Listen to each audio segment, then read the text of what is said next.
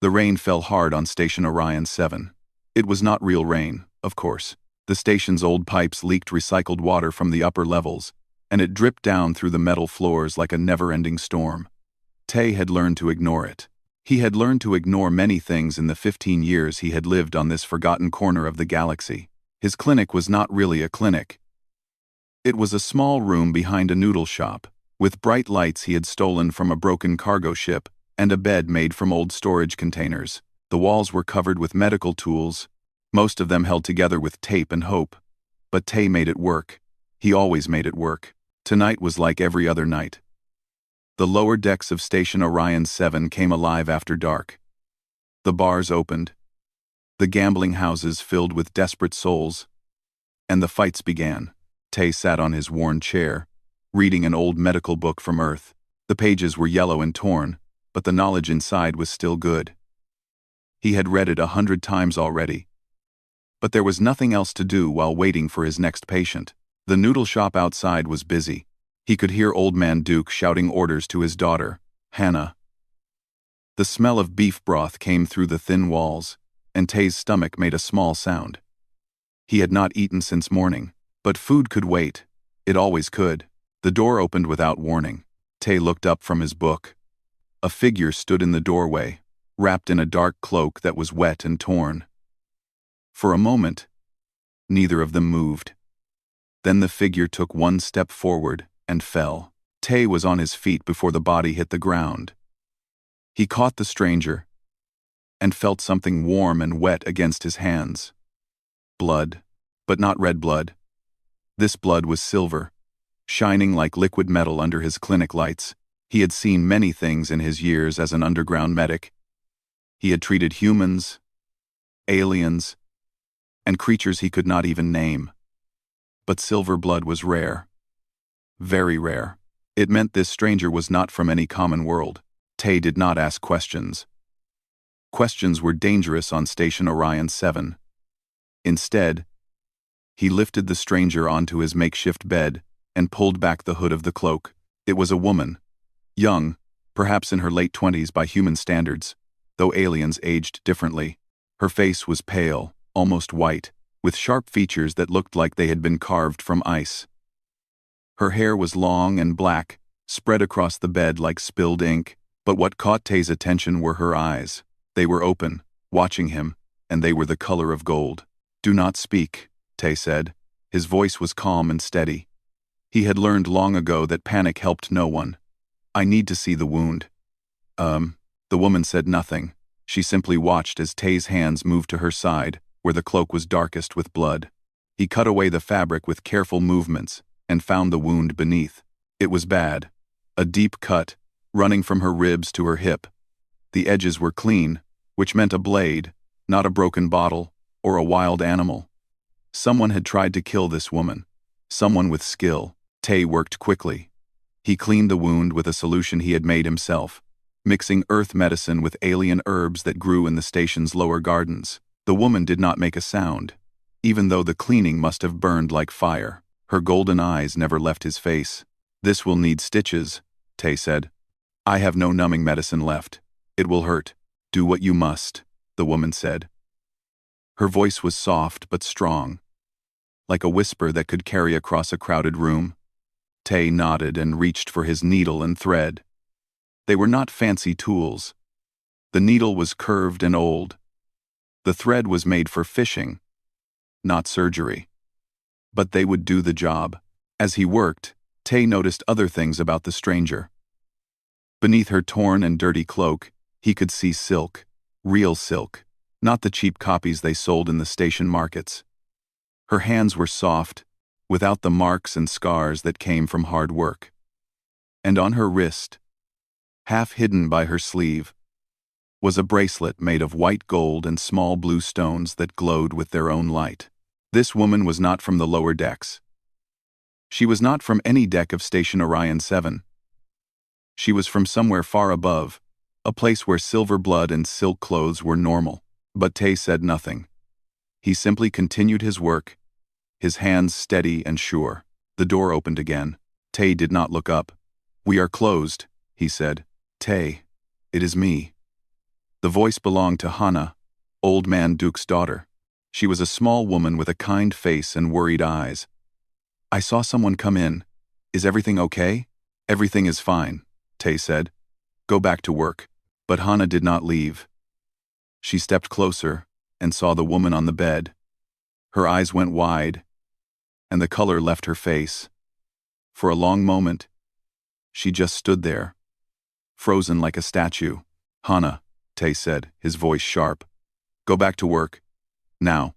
Hana looked at him, then at the woman, then back at him. She opened her mouth to speak, then closed it again. Without a word, she turned and left, closing the door behind her. Tay finished the last stitch and cut the thread.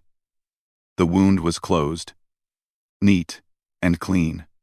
It would leave a scar, but it would heal. "Your friend recognized me," the woman said. It was not a question. Tay cleaned his hands with a cloth. "Hana knows many things. She also knows when to keep her mouth shut." "And you?" The woman's golden eyes seemed to glow in the dim light. "Do you know who I am?" Tay looked at her. He looked at the silver blood drying on his hands, at the silk beneath the dirty cloak, at the bracelet that was worth more than everything on Station Orion 7 combined. He knew exactly who she was. Or at least, he knew what she was. But knowing was dangerous. Knowing could get a man killed. "I know you are someone who needed help," Tay said finally. "That is all I need to know." The woman smiled. It was a small smile. Barely there. But it changed her whole face. For just a moment, she did not look like a creature from another world. She looked almost human. "You are a strange man," she said. "I have been told that before." Tay turned away and began to clean his tools. Outside, the fake rain continued to fall, and the sounds of the lower decks filled the night. Somewhere, a fight was happening. Somewhere else, someone was crying. It was just another night on Station Orion 7, but in the back room of a noodle shop, a man who asked no questions had just saved the life of a woman who held the fate of the galaxy in her hands, and neither of them knew how much that single act would change everything. The woman slept for 3 hours. Tay watched her from his chair, his old medical book forgotten on his lap. He had treated many patients in this room, but none of them had made him feel this strange mix of curiosity and fear. He had seen her kind before, but only from a distance. Years ago, when he first came to Station Orion 7, he had watched the news feeds from the upper levels. They showed the great palaces of the Galactic Empire, the endless ships that crossed the stars, and the royal family that ruled over 10,000 worlds. The royals all had the same features: pale skin, sharp faces, and eyes that glowed like precious stones, and they all bled silver. Tay had turned off the news feeds long ago. What happened in the palace had nothing to do with him. He was just a medic in the lower decks, fixing broken bodies for people who could not afford real doctors. The Empire was a distant thing, like a star that burned too far away to give any warmth. But now the Empire had walked into his clinic and was sleeping on his bed. The woman opened her eyes. For a moment, she looked confused, like she did not know where she was. Then she saw Tay, and her face became calm again. "How long?" she asked. 3 hours, Tay said. "You lost a lot of blood. You need to rest more." The woman sat up slowly. She winced as the movement pulled at her stitches, but she did not make a sound. Tay had noticed this about her. She was very good at hiding pain.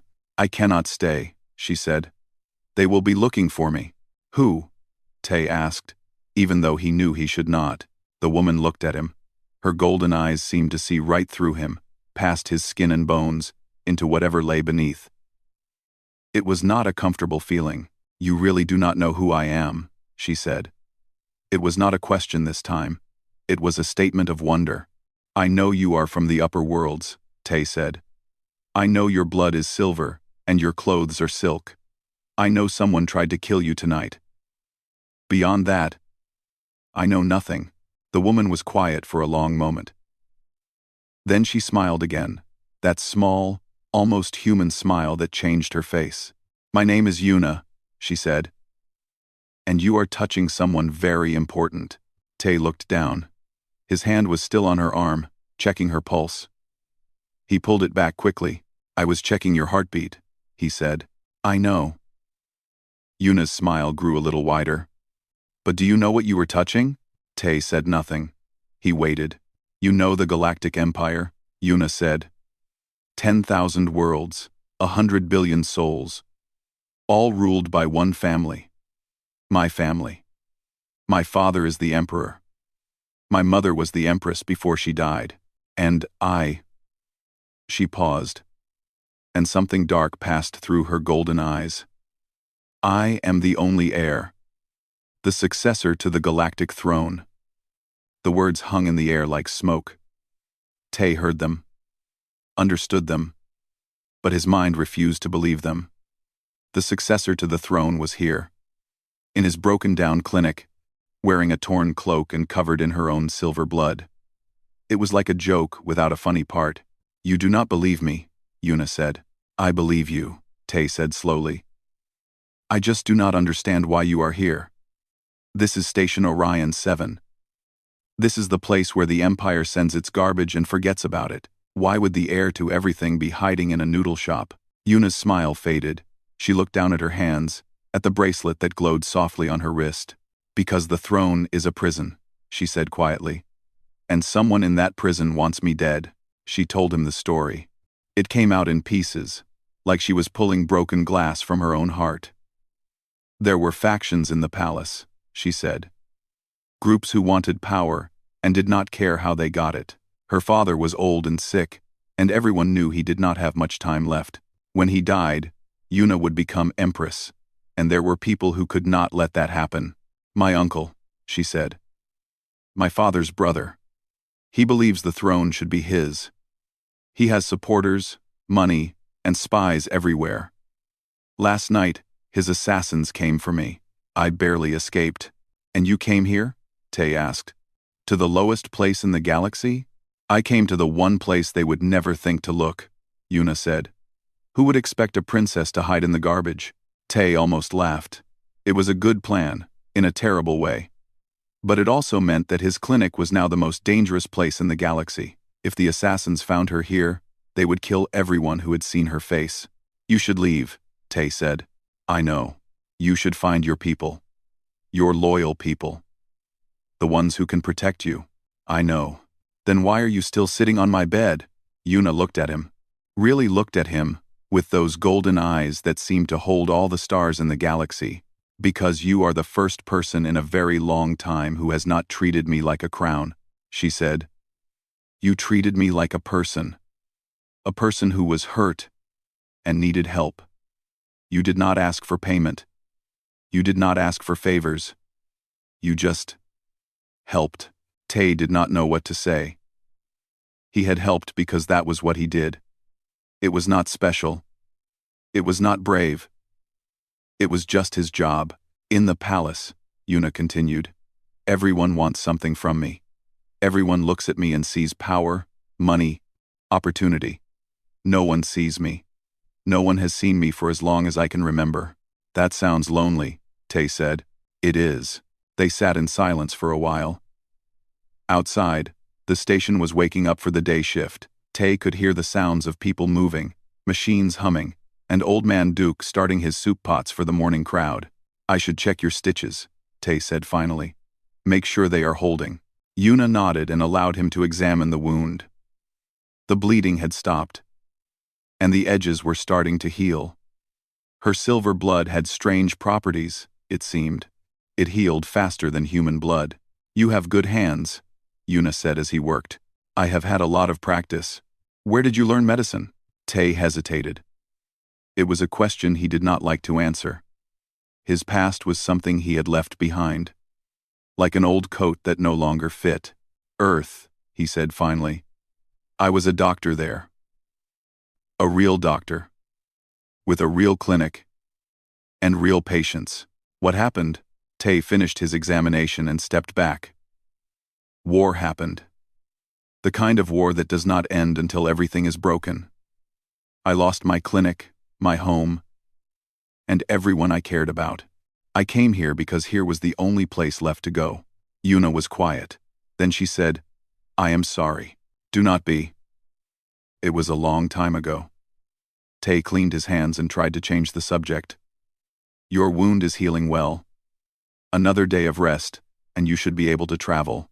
One more day, Yuna said softly. She looked around the small room, at the leaking pipes and the taped-together tools, and the bed made from cargo containers. One more day of being just a person. Is that too much to ask? Tay should have said yes. He should have told her that every minute she stayed was another minute of danger for both of them. He should have pushed her out the door and forgotten she ever existed. But he looked at her face, at the weariness behind her golden eyes, and he could not do it. One more day, he said. But then you leave. Yuna nodded. And for the first time since she had stumbled through his door, she looked almost peaceful. Neither of them knew that one more day was all the time they had left. The assassins came at midnight. Tay was sleeping in his chair when he heard the sound. It was a small sound, the kind that most people would miss. But Tay had lived in the lower decks long enough to know what danger sounded like. It sounded like footsteps that tried too hard to be quiet. He opened his eyes but did not move. The room was dark, lit only by the weak glow of emergency lights from the hallway. Yuna was asleep on the bed, her breathing soft and steady. She had spent the day resting, eating the simple food that Tay had brought her, and telling stories about the palace and the stars beyond. For a few hours, she had seemed almost happy. But happiness did not last long on Station Orion 7. Tay counted the footsteps. 3 people, maybe 4. They were good, but not perfect. He could hear the tiny sounds of their equipment shifting, the whisper of their clothes against the walls. They were professionals, but even professionals made mistakes when they thought no one was listening. He moved his hand slowly to the table beside him. His fingers found the small metal case he kept there, the one that held his emergency supplies. Inside were 3 needles filled with sedatives strong enough to drop a full-grown man in seconds. It was not much against trained killers, but it was something. The door opened. Tay did not wait. He threw the first needle before the figure in the doorway could react. It hit the assassin in the neck, and the man went down without a sound. But there were more behind him, and they were already raising their weapons. Yuna, Tay shouted. Get down. The princess was awake instantly. She rolled off the bed and hit the floor just as a beam of blue light burned through the space where her head had been. The assassins were using energy weapons, the expensive kind that only the military and the very rich could afford. Tay threw his second needle. It missed. The assassin dodged with inhuman speed and raised his weapon toward Tay. But before he could fire, something silver flashed through the air. The assassin fell, a thin blade sticking out of his throat. Yuna had a knife. Tay did not know where she had hidden it, but she was holding another one now. Her golden eyes cold and hard. They found me, she said. Her voice was calm, but Tay could hear the anger beneath it. We can discuss that later, Tay said. Right now we need to move. There were 2 more assassins in the hallway. Tay could hear them talking in low voices, planning their next attack. They had expected an easy kill, a sleeping princess and a helpless doctor. They had not expected a fight. Tay looked around his clinic. He knew every inch of this room, every tool, and every shadow. This was his ground, and he was not going to give it up easily. Can you move? He asked Yuna. Yes. She was on her feet now, one hand pressed against her wounded side.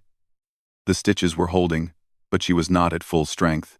There is a back door, Tay said, through the noodle shop. Old Man Duke has a storage room that leads to the maintenance tunnels. We can escape that way. What about you?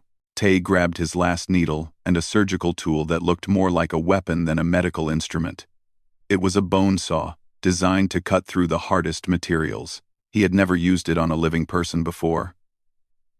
Tonight might be different. I will hold them here, he said. Give you time to run. Yuna shook her head. No. I will not let you die. For me. You are the heir to the galactic throne, Tay said. Your life is worth more than mine. Says who? Yuna's voice was sharp. Who decided that some lives are worth more than others? You saved me when you did not have to. You asked for nothing in return. How can I call myself a ruler if I abandon the people who helped me? Tay opened his mouth to argue, but there was no time. The assassins were coming. The first one came through the door fast and low, his weapon ready. Tay met him with the bone saw. The tool was designed to cut through bone, and it went through the assassin's armor like paper. The man screamed and fell, but the fourth assassin was right behind him. This one was different. He was bigger than the others, and he moved with the confidence of someone who had killed many times before. His weapon was not a gun, it was a blade, long and curved and glowing with a faint blue light. An energy sword, the kind that could cut through anything. The human doctor, the assassin said. His voice was deep and cold. You have caused us trouble. My master will not be pleased. Your master can go to hell, Tay said. The assassin smiled. It was not a nice smile.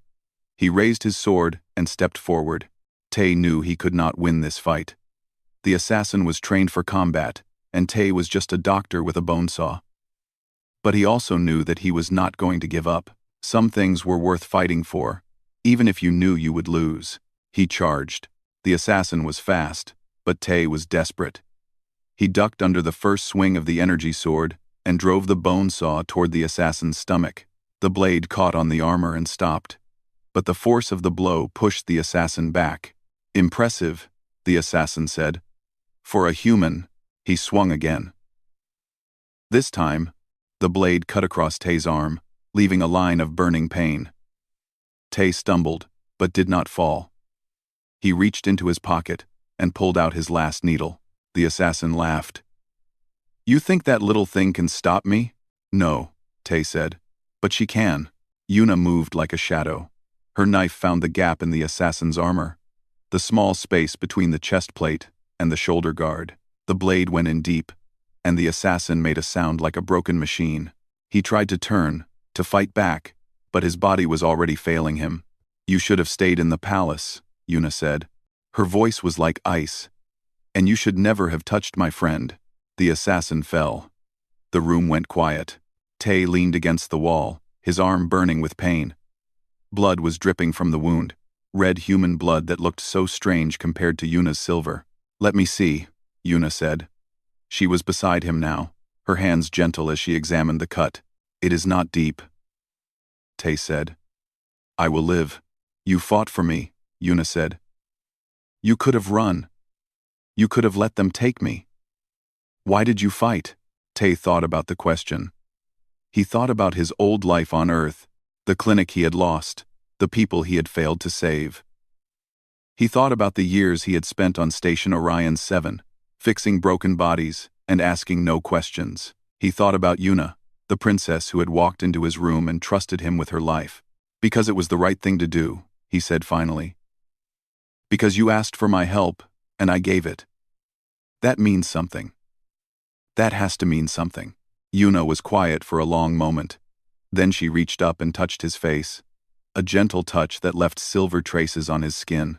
You are a strange man, Tay, she said. And you have more honor than any knight in the palace.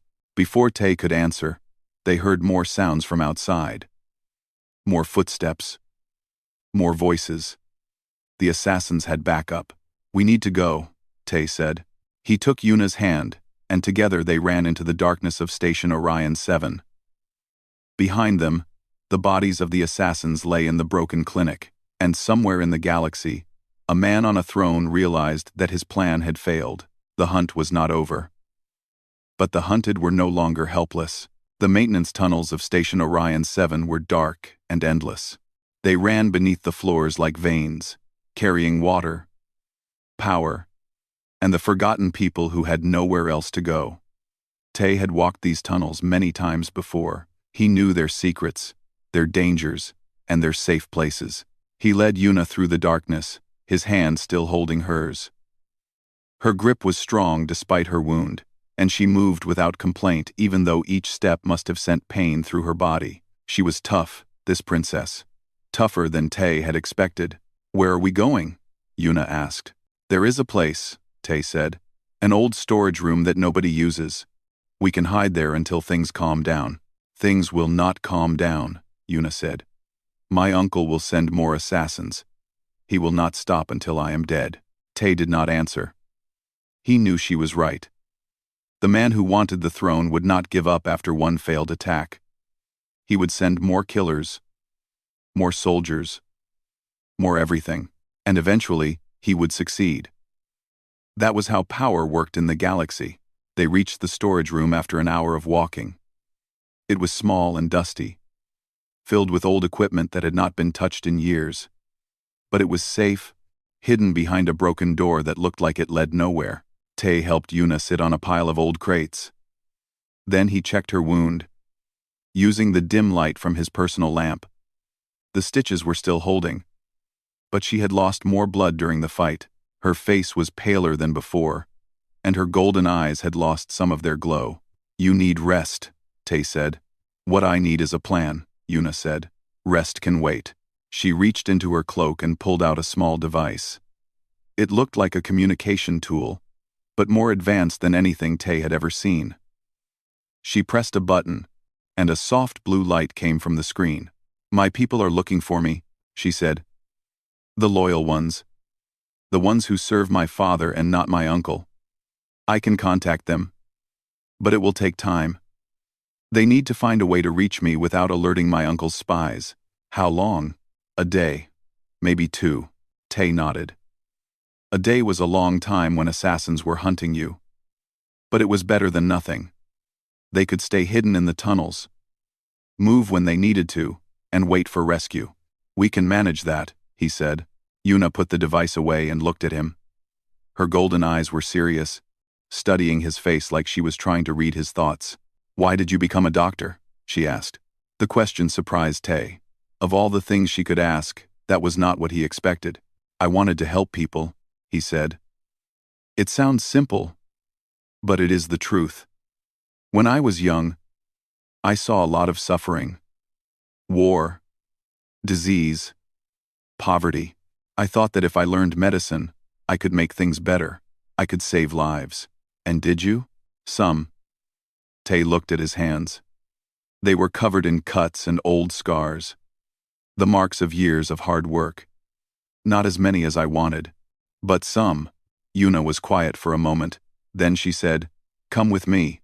Tay blinked. What? Come with me. Yuna repeated. When my people arrive, come with us. Leave this station and come to the palace. Why would I do that?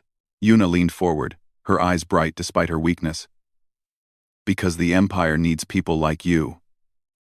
Not politicians or soldiers or scheming nobles. Real people who know how to help others. People who do the right thing because it is right, not because it brings them power. Tay almost laughed. I am a back-alley doctor who lives behind a noodle shop. What could I possibly do in the palace? You could advise me, Yuna said. You could help me understand what life is like for the common people, the forgotten ones who live in places like this. I have never known that world. I have never seen it, but you have lived in it for years. You could teach me. It was a tempting offer. Tay could not deny that. To leave Station Orion, 7. To see the stars and the great worlds of the Empire. To have a purpose beyond fixing bar fight wounds and treating drug overdoses. It was more than he had ever dreamed of, but it was not his life. I cannot, he said. Yuna's face fell. Why not? Tay stood up and walked to the small window that looked out into the darkness of the tunnels. He could hear the distant sounds of the station, the hum of machines and the whisper of moving air. This place is my home, he said. I know it is not much. I know it is broken and dirty and forgotten. But the people here need me. They have no one else. If I leave, who will take care of them? Who will fix them when they get hurt? Who will be there when they need help? The Empire can send other doctors, Yuna said. The Empire does not care about this place, Tay said. You know that. Station Orion 7 is where the Empire sends its problems and forgets about them. No one is coming to help these people. No one except me. Yuna was silent. Tay turned back to look at her and saw something unexpected in her golden eyes. Respect. You could have wealth, she said. You could have power. You could have anything you want. But you choose to stay here. In the darkness. Because people need you. Yes, Tay said simply. Yuna nodded slowly. Then you are a better person than anyone I have ever met in the palace. She reached up to her wrist and removed the bracelet, the one made of white gold and glowing blue stones. She held it out to him. Take this, she said. Tay shook his head. I cannot accept that. It is worth more than this entire station. It is worth nothing compared to what you have given me, Yuna said. You gave me my life. You gave me shelter and care and protection. You fought for me when you did not have to. This bracelet is just metal and stones. What you gave me was real. She pressed the bracelet into his hand. Her fingers were warm against his skin, and for a moment, neither of them moved. Keep it, she said. Not as payment, but as a promise. A promise that I will not forget you. A promise that when I become Empress, I will remember the man who showed me what true honor looks like. Tay looked at the bracelet in his hand. The blue stones glowed softly, like tiny stars trapped in crystal. He had never held anything so beautiful or so valuable. I do not know what to say, he admitted. Yuna smiled. It was a real smile this time, not the small, guarded smile she had shown before. This one reached her eyes and made her whole face glow. Say you will remember me too, she said. I will, Tay said. I will remember you. They sat in silence for a while, two people from different worlds who had found something unexpected in each other. Outside, the station continued its endless routine, unaware of the princess hiding in its tunnels and the doctor who had changed her life. Finally, Yuna spoke again. Tell me about Earth. So Tay told her. He told her about the blue skies and green forests, about the oceans that stretched to the horizon, and the mountains that touched the clouds. He told her about his childhood, his training, his dreams. He told her about the war that had destroyed everything, and the long journey that had brought him here. And Yuna listened. She listened like no one had ever listened to him before, with complete attention and genuine interest. For a few hours, in a dusty storage room beneath a forgotten station, a princess and a doctor shared their stories and found that they were not so different after all. When the rescue finally came, Tay knew that his life would never be the same. He had made a friend in the highest place in the galaxy, and that friendship would change everything. 6 months passed after the night Yuna left Station Orion 7. Tay had returned to his clinic, fixed the damage from the fight, and gone back to his work. The days blurred together like they always had. He treated broken bones, stitched wounds, and helped people who had nowhere else to go. Old Man Duke still made his noodles. Hana still worried too much, and the fake rain still fell from the leaking pipes above. Nothing had changed, and yet everything felt different. Tay found himself thinking about Yuna often. He wondered if she had reached the palace safely, if she had dealt with her uncle, if she was happy. The news feeds from the upper levels told him nothing useful. They talked about politics and trade deals and things that seemed very far away from his small clinic. He kept the bracelet she had given him. He did not wear it. That would be too dangerous. But he looked at it sometimes, when the nights were long and quiet. The blue stones still glowed, a constant reminder that somewhere in the galaxy, a princess remembered him. One morning, Hana came to his clinic with strange news. There are ships, she said. Her voice was excited, almost breathless. Imperial ships. They just arrived at the upper docks. Tay felt his heart stop. Imperial ships did not come to Station Orion 7. The Empire had forgotten this place long ago. There was only one reason they would come now. How many ships? He asked. 3, Hana said. Big ones. And they are not warships. They look like... I do not know. Supply ships, maybe? Tay did not understand. Supply ships made even less sense than warships. What could the Empire possibly be bringing to a place like this? He followed Hana to the upper levels, something he rarely did. The elevators groaned and shook as they climbed, and Tay felt uncomfortable in the brighter lights and cleaner air. This was not his world. This was where the managers lived, the ones who pretended that the lower decks did not exist. The docking bay was crowded with people. Workers, merchants, and curious residents had all come to see the Imperial ships. They hung in space like silver birds, their hulls gleaming in the light of distant stars. And they were opening their cargo holds. Tay pushed through the crowd to get a better look. What he saw made him stop breathing. Medical supplies. Crates and crates of medical supplies, more than Tay had ever seen in his life. Medicines, tools, machines, everything a real hospital would need.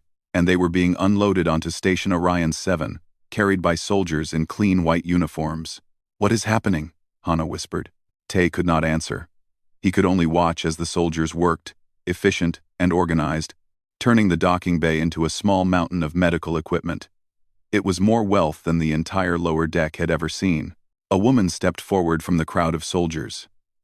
She was tall and official-looking, with the sharp uniform of an imperial administrator. She held a small tablet in her hands and looked around the docking bay until her eyes found Tay. "You are Dr. Tay?" she asked. Tay nodded slowly. "I am." The administrator handed him the tablet. "This is for you." Tay looked at the screen. It showed a document, an official order from the Imperial Palace. The words were formal and complicated, but the meaning was clear. Station Orion 7 was receiving a grant from the throne, funding for a new medical center, supplies to last for years, and a team of doctors who would rotate through the station every few months. "I do not understand," Tay said. "Why? We are nobody. We are nothing to the Empire." The administrator smiled slightly. It was a knowing smile, like she had a secret she was not supposed to share. "There is also this," she said. She handed him an envelope. It was made of real paper, the expensive kind that only the wealthy could afford. Tay opened it with shaking hands. Inside was a letter.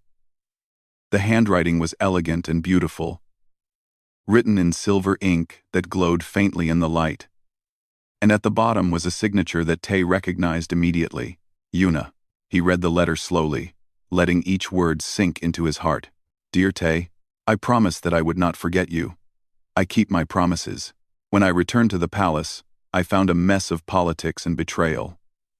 My uncle had been planning his coup for years, and it took all my strength to stop him. But I did stop him. He is in prison now, and he will never hurt anyone again. My father passed away last month. He died peacefully, knowing that his daughter was safe and that the empire was in good hands. I am empress now, ruler of 10,000 worlds. The crown is heavy, but I carry it because I must. But I have not forgotten the lessons I learned in your clinic. I have not forgotten that crowns mean nothing without compassion. That power is worthless if it does not help the people who need it most. You taught me that.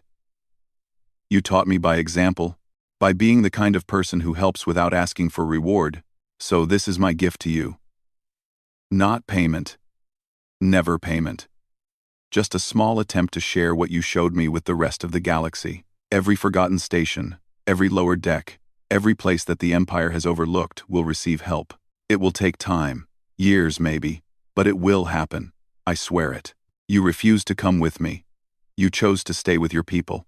I respect that choice more than I can say. But I want you to know that you are not alone anymore. I am with you. Even if we are separated by 1,000 stars. You are a good man, Tay. The best I have ever known. Never forget that. With eternal gratitude, Empress Yuna. Tay read the letter 3 times. Then he folded it carefully and put it in his pocket. Next to his heart, around him, the station was coming alive. People were gathering around the medical supplies, their faces filled with wonder and hope. Children were laughing, pointing at the shiny machines they had never seen before. Adults were crying, overwhelmed by a gift they had never expected to receive. Old Man Duke appeared beside Tay.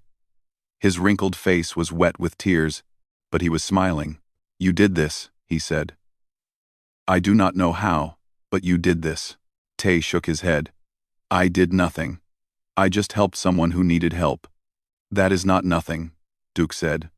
That is everything. Hana joined them. her eyes bright with excitement. They say there will be a real hospital. With real doctors and real beds. Tay, can you imagine? A real hospital. Right here on Station Orion 7. Tay could imagine. For the first time in years, he could imagine a future that was not filled with struggle and despair. A future where the people of the lower decks had more than a back alley clinic and a doctor who never slept. A future where things could be better. He looked up at the Imperial ships, still hovering in the docking bay. Somewhere beyond them, beyond the stars and the darkness of space, a young empress was watching. She was carrying the weight of a galaxy on her shoulders, making decisions that affected billions of lives. But she had taken the time to remember one small station and one ordinary doctor. That was what power could be. That was what leadership should be. Tay reached into his pocket and touched the folded letter. The paper was warm against his fingers, like a promise that would never break. He had chosen to stay on Station Orion 7 because these people needed him. He had refused wealth and power because they meant nothing compared to doing what was right. And now, because of that choice, everything had changed. Not just for him, for everyone. The station celebrated for 3 days. There was food and music and dancing in the corridors. People who had not smiled in years were laughing. Children who had never known hope were dreaming of futures they had never imagined. And in his small clinic behind the noodle shop, a doctor named Tay sat in his old chair and looked at a bracelet made of white gold and glowing blue stones. He smiled. Some nights, when he was alone, he would look up at the stars and send a thought across the galaxy. A simple thought. 2 words that carried more meaning than all the speeches in the Imperial Palace. Thank you. And somewhere, on a throne made of light and dreams, an empress smiled back.